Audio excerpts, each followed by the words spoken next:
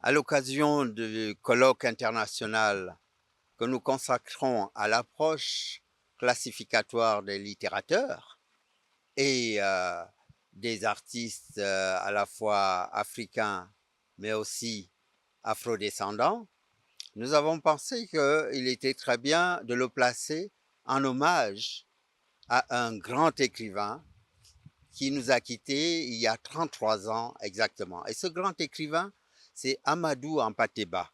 C'est l'homme à la fois des traditions, mais aussi de la modernité. Tradition parce qu'il a collecté la mémoire orale et ensuite il l'a transposée dans une écriture accessible à tout le monde. Donc, il a prouvé par là qu'on pouvait être des passerelles entre le passé, le présent et l'avenir. Et ce colloque sur la classification veut simplement mettre en évidence que nous avons une échelle des valeurs.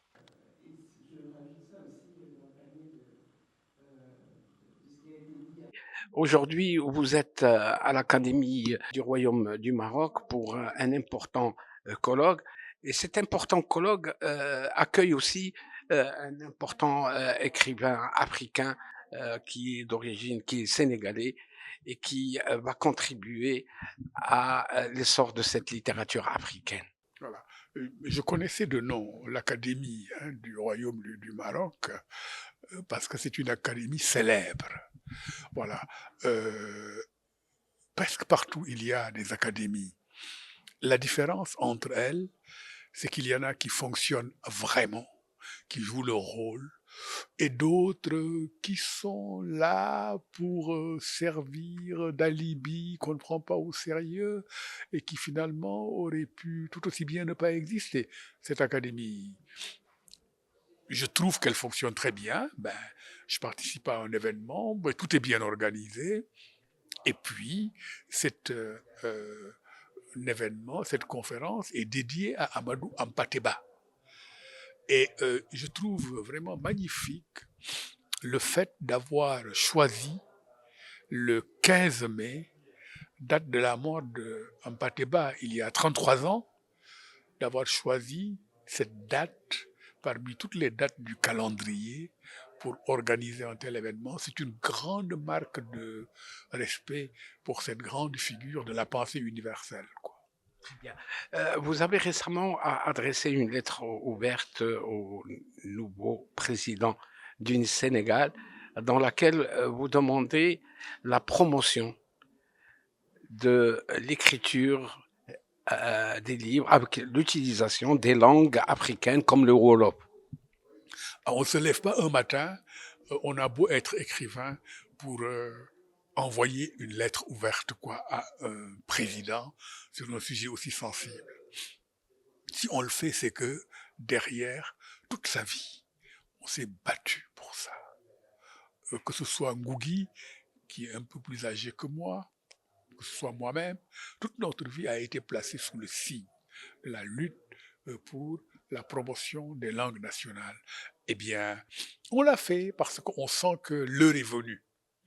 Il y a quelques années, ça aurait été volontairement prêché dans le désert que de le demander à quelques présidents que ce soit. L'heure est venue parce qu'il y a une certaine prise de conscience dans la plupart des pays africains, y compris le Sénégal, mais aussi, l'heure est venue parce que au Sénégal, nous avons un nouveau régime.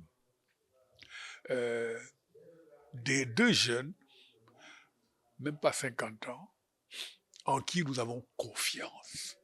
Et nous avons pensé qu'ils prêteraient une oreille attentive, pardon, à nos propos. Et le, le dernier conseil des ministres, quoi, qui s'est réuni avant-hier, et a tenu à insister sur l'importance des langues nationales. Et je pense que, quelque part, c'était une façon d'accuser réception de notre correspondance qui n'a pas été envoyée. Nous l'avons publiée dans lettre ouverte dans les médias et on s'en est tenu à là. Et je crois qu'il a eu l'élégance de dire quelque part j'ai pris note. Quoi. Et ça, c'est très bien. D'accord. Il y a eu un retard dans l'utilisation, l'exploitation des langues nationales, mais rien n'est jamais trop tard pour ce qui est de sûr et de bénéfique. Est-ce que vous pensez que maintenant la littérature africaine, avec cela, ça apportera, contribuera à un rayonnement? Mais tous les paradigmes vont changer.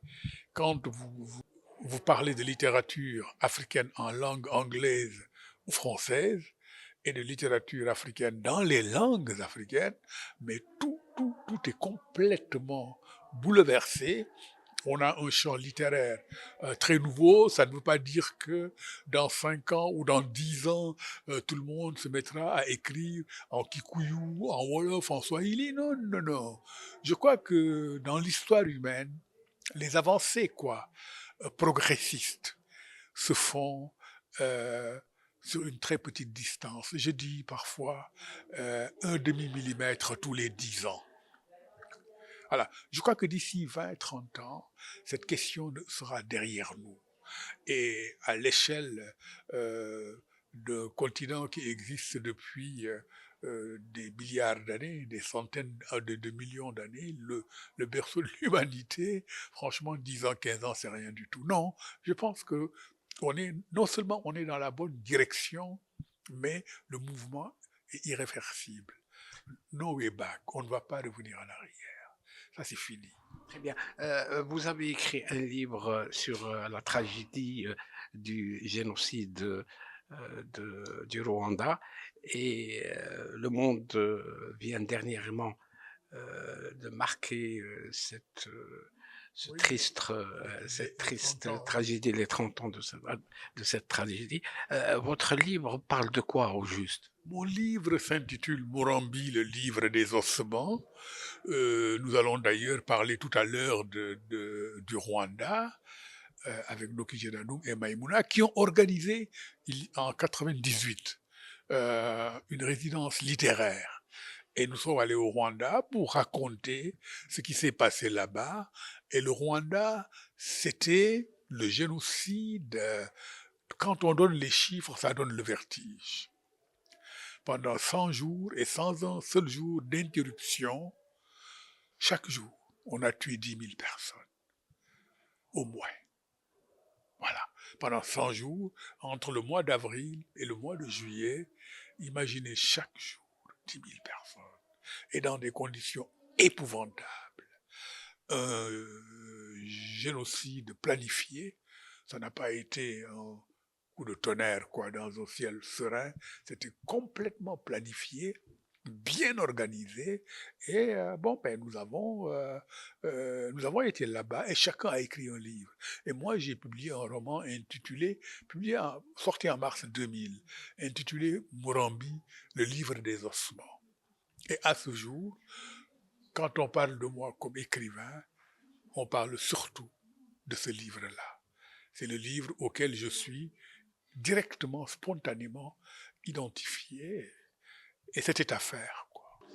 Bon, alors, je m'appelle Ambroise Combe, professeur Ambroise Combe. J'ai été professeur d'université pendant une quarantaine d'années, en commençant par les États-Unis, le Canada, et ensuite j'ai atterri à Mohamed V dans les années 80, 81 exactement, de 81 à 84, où j'ai enseigné ici Enseigner quoi? J'ai enseigné les littératures africaines. Je suis professeur de littérature africaine. Et je n'ai fait que ça toute ma vie, pendant plus de 40 ans, dans plusieurs pays. Donc, je suis venu ici aujourd'hui pour parler des instances de légitimation des littératures et des arts africains. Et dans cette perspective, j'ai été très heureux d'être accueilli par l'Académie royale du Maroc, de ce que monsieur le secrétaire perpétuel de l'Académie royale a fait, de ce que j'étais ici sous le règne du roi Hassan II. Et je suis content de voir que son fils, le roi Mohamed VI, continue dans la même lancée et même mieux, je dirais, si je peux me permettre. Et puis, je me rends compte que dans cette perspective, l'Académie royale du Maroc aussi que je viens. Ah, d'accord. Oui, et on est...